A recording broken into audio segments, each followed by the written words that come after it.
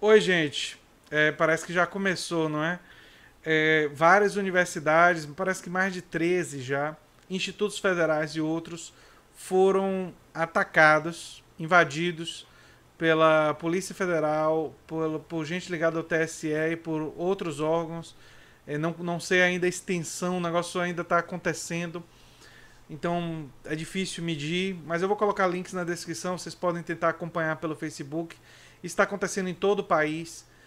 É, e eu fiquei muito interessado na fala do reitor da Universidade Federal do Paraná, o Ricardo Marcelo Fonseca. Coloco o link também para a fala completa dele, eu não vou aqui reproduzir. Bem, tudo. Bem, se você chegou agora, o canal é Nova Máquina do Tempo, eu sou André Teixeira, Jacobina, aqui a gente fala sobre política, ciência e filosofia. Tem sessão de diálogos e filosofia popular e outras sessões do canal. Eu peço que vocês explorem o canal. Pois bem, qual foi a justificativa jurídica para isso daí? É o artigo 24 da Lei 9.504 de 1997, que estabelece a proibição de publicidade eleitoral em órgãos da administração pública, que é obviamente justificada e razoável. Mas a questão é, todas essas manifestações configuram mesmo, é o reitor falando, publicidade para algum candidato? Essas manifestações justificam ações repressivas e de força? E, sobretudo, isso justifica jogar na lata do lixo uma das liberdades fundamentais mais caras que conquistamos do ponto de vista civilizacional, a liberdade de expressão? E vocês estão falando aí que quer dizer, a justificativa foi a ideia de publicidade de partido político, né, publicidade eleitoral não regulamentada. A maioria das faixas que foram tiradas eram faixas que falavam contra o fascismo. E aí vocês se perguntam assim, os apoiadores do Bolsonaro vivem dizendo, né? Não, mas ele não é fascista, ele não é semifascista, ele não é proto-fascista. Eu prefiro usar o termo semifascista por uma questão, semifascista e proto-fascista por uma questão acadêmica. Eu conversando com o professor Carlos Zacarias e outros professores de história concordam comigo que é um termo mais adequado, não é? Mas tem as características, não é? Já analisei isso em outros vídeos. Mas a carapuça serviu, porque a esmagadora maioria não continha nada indicando a quem era direcionado, mas parece que as autoridades sabem que é em relação ao candidato Jair Bolsonaro e que por isso configura publicidade eleitoral, né? Então, enfim, a carapuça serviu. Algumas coisas são interessantes para serem ditas. Não foi só material que foi retirado. Tiveram policiais entrando em sala de aula, interrompendo aulas, supostamente investigando para ver que é que os professores estavam dizendo. Sendo que os professores, o que eles não têm o direito é de querer obrigar os alunos a concordar com eles. Mas eles têm o direito de exprimir a sua opinião, a sua visão de mundo. Eles não podem usar do poder contra os alunos. E isso eles não. Nossa Constituição e nossas regras universitárias sempre proibiram. Mas, aparentemente, nem mais falar a posição, a opinião, eles têm esse direito. Porque se eles falarem, eles podem ser presos. Esses eventos eles estão acontecendo em todo o país e eles, obviamente, são coordenados. Então, isso daí não é por acaso. Existem cabeças por trás disso daí. Será que a cabeça é o general Heleno? Eu não sei. Não posso aqui acusar. A verdade é que a forma como aconteceu e a coordenação que aconteceu claramente sinalizam que foi uma ação organizada, ou seja, eles discutiram, organizaram e atacaram as instituições onde existem muitas pessoas que eles não concordam com as ideias e por isso querem limitar a capacidade dessas pessoas de se manifestarem, infringindo não só a questão da liberdade de expressão, que é a maior questão, mas a autonomia universitária. As universidades, inclusive os reitores das universidades, tem o direito de se manifestar politicamente, inclusive. O reitor da Universidade Federal da Bahia, João Carlos Salles, uma pessoa que eu tenho muita admiração, foi meu avaliador de iniciação científica, conheço há muitos anos, enfim, esteve na honraria a meu pai recentemente entrando na Academia Baiana de Medicina. Meu pai entrou na Academia Baiana de Medicina e João Carlos Salles estava lá. Ele se posicionou claramente pela democracia, contra o fascismo e tudo mais, e se colocou. E ele tem esse direito. E a universidade tem o direito de se posicionar.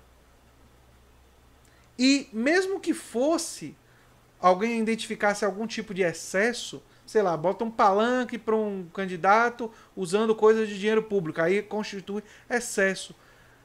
Isso cabe um processo, cabe entendeu? Haver um mandato judicial. Parece que todas essas forças entraram sem mandato judicial, o que também é irregular.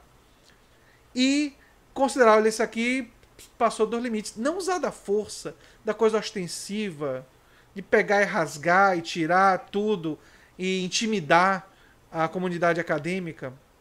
A comunidade acadêmica, devo dizer, está reagindo, mas eu senti pelas mensagens que o pessoal está assustado. O pessoal está assustado porque foi uma atitude do tipo, se você se insurgir demais, esse foi o primeiro passo, né? O segundo passo pode ser um pouco mais violento, sabe? Então a gente pode não simplesmente vir chutando a porta do caminho e tirando os seus materiais e fiscalizando o que é que você está falando para ver se você fala a coisa errada e você vai preso. O passo seguinte pode ser pior. Então, o pessoal diz assim, André, você está exagerando. Isso não vai acontecer, ele não vai fazer isso. Não é, acho que as pessoas não entendem, não é Bolsonaro só, não é o General Mourão, entendeu? E esse sentimento existe espalhado pelo Brasil. Carlos Zacarias inclusive falou, eu tenho medo do guarda da esquina, que é aquele fascistoide que vai se sentir empoderado e vai fazer. Eu tenho medo aqui em Salvador das milícias armadas, que podem se sentir empoderadas e fazer acontecer, não é? Então é isso aí, gente. Enfim, sugiro que vocês acompanhem tudo o que está acontecendo e que nós nos mantenhamos atentos aí. Eu devo dizer que esses acontecimentos, até certo ponto, me surpreenderam pela velocidade e pela dureza. E eu achava que ia demorar um pouquinho mais. Eu estava talvez um pouco mais otimista.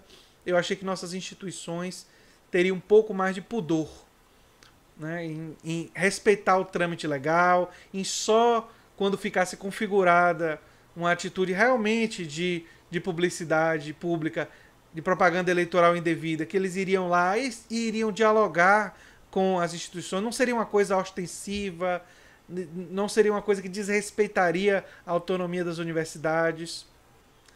Não imaginava que a carapuça ia cair tão facilmente quanto caiu. Eu realmente...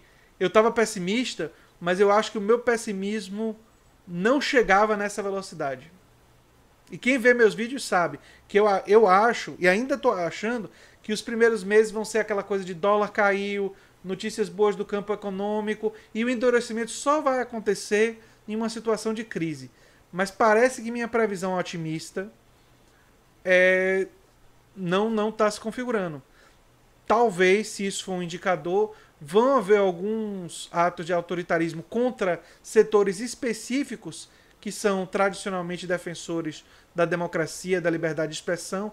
Esses serão selecionados e atacados de forma seletiva. Ou pela questão do dinheiro, acho que isso daí vai existir, sim, mas por outras estratégias também como essa. E então, eu que achava que só em uma situação de crise é que a ânsia autoritária, ela iria essa natureza iria se sobrepor num momento difícil, mas que em um momento inicial havia todo um esforço. E ainda acho que no discurso vai haver esse esforço, por orientação e tal, vai haver um esforço de um discurso mais conciliador. Eu ainda acho que vai haver.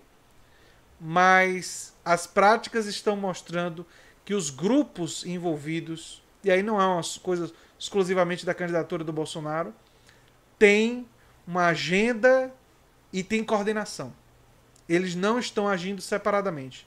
Eles estão agindo em conjunto. Então, é preocupante. É o que eu tenho a dizer. Não tenho muito mais a falar sobre isso, não. Bem, se você gosta aqui do canal, se inscreva no canal, dê um like e compartilhe esse vídeo. Muito obrigado e até o próximo vídeo.